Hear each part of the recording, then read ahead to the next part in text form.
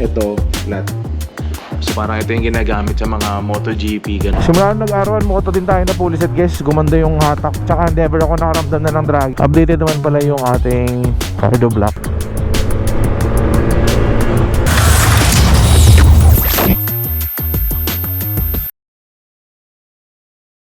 Hi guys, long time no see. Gusto pala i-share sa inyo itong yung helmet na nabili natin na Arai, diba ito yun. So bumili tayo ng bagong lens, yung flat lens, ito siya. Ayan o. So ito yung dati nakakabit yung may Pro Shade. Ito naman yung smoke na flat lens. So magkaiba ng hulma yan. Ito medyo pabilog na ganyan eh. Ito flat. So parang ito yung ginagamit sa mga MotoGP, ganun. So bumagay naman oh. Ayan oh. Tapos bumili na rin tayo ng cardo block. Ayan oh. So yun nga lang, medyo maarte pala si Cardo. Pagka mag-firmware update ka, kailangan Cardo USB cable yung kailangan na gamitin. Eh, nabili lang naman natin siya ng second hand. Nata-charge ko siya, meron akong cable for charging, pero pagka ina-update, wala na. Kasi sabi nila, Cardo Black, tsaka Cardo Edge lang yung na-update. Yung mga Cardo Bold, hindi na daw. So, papunta tayo ng Ride Manila. Tingnan natin kung kaya natin ipa-update doon. Gamitin natin yung ADV natin na ginamit natin ng Baguio Bali. Ba't kinakalawang? Ito mahirap pagka walang bubong eh. Diba guys, cold start to. Tinan mo, walang vibration yung natin. Yung abutan pa tayo ng simbahan. Walang vibration yung windshield ng natin ng motor. Wala na yung E. Dahil yan dun sa langis na ginagamit natin eh. Kung nakasubaybay kayo sa Facebook page natin, meron tayong ginawang ride, diba? Yung Baguio Balikan. Hindi na ako nakapag-vlog ng YouTube doon kasi ibang helmet yung ginamit ko, yung HGC natin ngayon. Kaya ang vlogging helmet natin itong Arai RX-7X na, diba? So nag-Baguio Balikan tayo guys. Napakagandang experience yun. Medyo nakakapagod pero masaya, lalo kung may mga kasama kang tropa. Ang napansin ko lang dun sa ride na yun guys, mabilis namin nakuha yung papunta. Parang umabot lang kami ng 6 hours. Malaking factor talaga yung tipong konti lang kayong pupunta dun. Kasi for sure pagka madami kayo, like mga nasabihin natin mga nasa 8 kayo pataas, syempre iba-iba yung capacity ng every rider na makakasama nyo. So baka yung iba pagod na, no choice yung iba na parang magpapahinga. Eh dun sa kaso namin lumabas, kami, pare-pares kami ng lakas nun. Pare-pares kami ng stamina, kumbaga. So hindi kami madaling mapagod dun. Konting stopover lang, kaya nakuha namin yung 6 hours na Baguio. Pero yung pauwi talaga yung nagpatagal sa amin kasi inantok na talaga kami na sobra nun. Parang inabot na kami ng madaling araw. Since ako galing akong South, Las Piñas ako umuwi nun. Parang alas 3 na ata nakabalik ng Manila or ng Las Piñas. So ngayon pupunta lang tayo sa Ride Manila. Tatanong natin kung pwede tayong magpa-update ng firmware ng cardo block na nabili natin.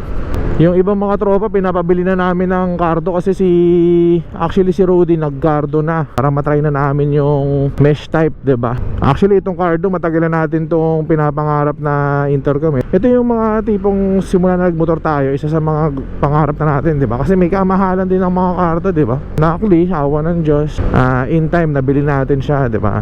Isa na rin tong helmet natin na Arai, diba? May kamahalan din kasi pero in time binigay naman. Huwag talaga tayo magmamadali sa buhay kasi may kanya-kanya tayong oras na mabibili natin yung mga gusto natin bilhin. Basta sipagan lang natin guys. Diba nga sabi nila, hard work pays off. So naniniwala ako pagka talagang nagpursigi ka, tas may aim ka talaga na gustong kunin, pagkatrabahuan mo talaga yun para makuha mo. Eme ko lang. Eme. Tapos diba nakuha lang natin yung Baguio ng isang full tank. So that's 310 pesos guys. Feeling ko dahil sila sa upload natin yun na fully set, yung R1 fully set, R1 Moto. So yun guys, may available na sa Shopee nun. Do-double check nyo na lang kung pang motor nyo. Nalagay ko yung link dyan sa description. Mabibili na siya sa Shopee. Soon magkakaroon na rin sa TikTok shop. Sa mga malalayong gustong mag R1, posible nyo na makuha or mabili yung R1 Moto na fully set. Tapos eventually darating na rin yung mga pang clutch. So meron ng clutch bell, clutch lining, clutch house, diba? Soon magkakaroon na rin yan para straight R1 motor na tayo.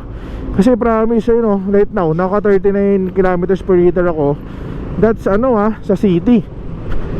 Eh dati nagda 35 yan. Pero yung Baguio natin, nakuha natin ng yon. Ang fuel consumption natin that time was 40. Umuwi ako ng Las Piñas, 40 kilometers yung natin, yung fuel consumption natin that time. So talagang tumipid. At the same time, feel ko dahil yung sa spark plug na ginagamit natin na Seaworks. So yun, isa rin yun. Available din yun sa TikTok shop ko. Lalagay ko dyan sa description. Ay, ang Makati.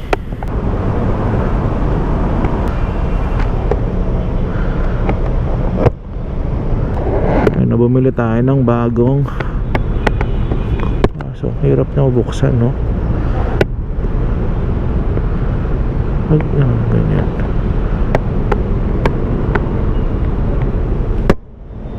Hirap lang niya buksan. Bumili tayo ng bagong visor eh. So flat lens na siya. Angas diba? Simula nung nag-arawan mo ko din tayo na puliset guys. Gumanda yung hatak. Tsaka never ako nakaramdam na ng dragging. Siyempre baka may sabihin nyo, siyempre bago, ganyan. Kaya natin nga siya tinatry. So technically meron na tayong 1,000 plus kilometers dito sa R1 puliset simula nung nakabit siya.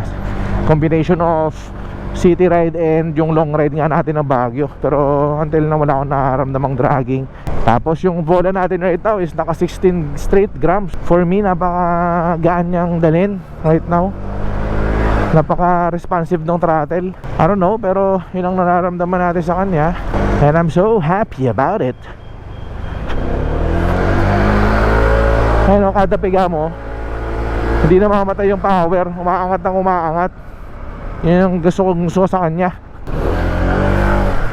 For sure nabalitaan nyo na guys yung naghigpit yung mga city sa mga tambucho, lalo sa mga lower cc, sa mga scooter, underbones. Iniisip ko bakit ayaw ko rin magpalit ng power pipe or ng mga tambucho, kasi nga eventually baka masita yan eh. So diba, at least. Pero ang pinaka reason talaga natin is ayaw ko talaga ng maingay na scooter. Para sa akin lang naman yan. Kasi meron naman na tayo or sawang-sawa na tayo sa ingay ng ating big bike. Gusto ko naman yun nga, pag nag-long ride tayo, peaceful lang yung andar natin. Kahit sabihin pa nila na makakadagdag ng performance yun, okay na yung dagdag na performance sa mga CBT. Ang importante tahimik lang tayo. One way ba to? One way? Sana hindi. Try lang naman natin. Kung hindi pwede, edi wala tayong magagawa, diba? Alright. Okay. Baka ano dito, pang kotse. Dito sa Ride Manila guys, dito nabibili rin yung mga cardo eh.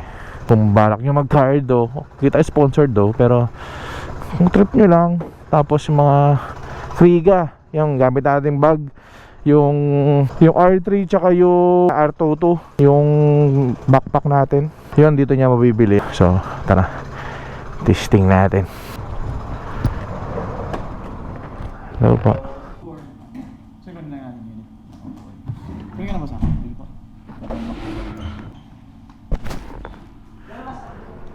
Alright, tapos na tayo sa Ride Manila dito sa Guiho Street, Makati. Fortunately, updated naman pala yung ating cardo block. Tapos naka last software update na rin pala yung kukuha niyang update. Kasi ano na siya eh, phase out na siya. May mga Cardo Edge na, Cardo Edge Pro. Pero at least nasa latest firmware na yung ano natin, yung ating cardo. Ang ganda ng music na to eh, kasi yung speakers nito JBL na, JBL speakers. So alrighty, let's go. Ay, mali ako ng daan. Maganda yung bass ng music niya oh. Halatang halataan na JBL siya. Yeah. Dito sa Makati, napakadaming one way. I guess kung nyari taga probinsya ka, tapos first time mong pupunta ng Makati, make sure na mag-Waze ka or Google Maps, kasi napakadaming one way dito. Mahirap na. Matambay na sana ako sa Mandaluyong, kaso mukhang uulan, kaya back to barracks muna tayo guys. Yan naman ang ating agenda for today. Ito yung pabrika ng Cafe Puro guys oh. So dito sa area na to, sobrang amoy na amoy mo yung kape. Ayun oh, Cafe Puro. Factory ng kape yan. So, diba angas oh. Lakas diba?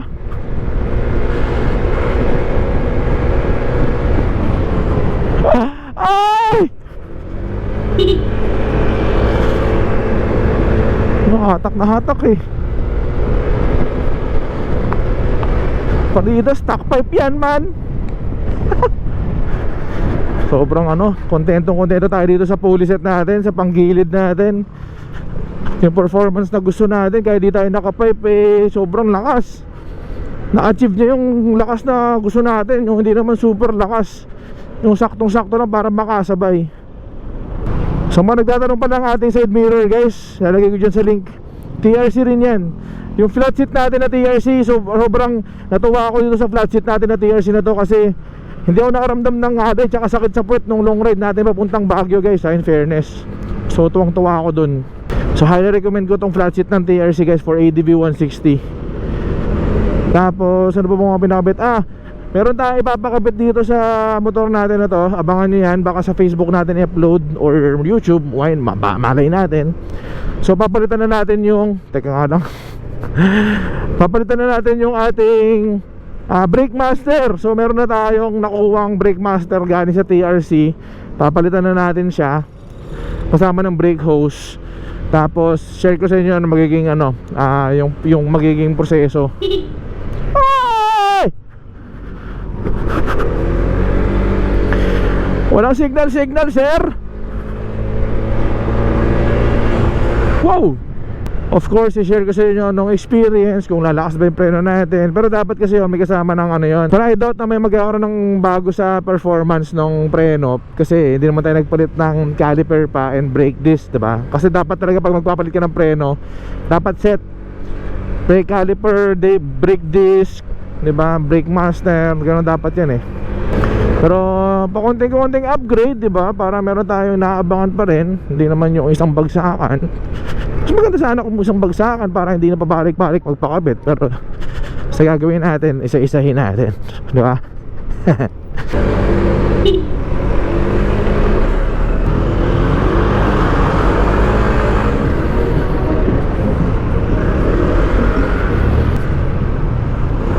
Oy!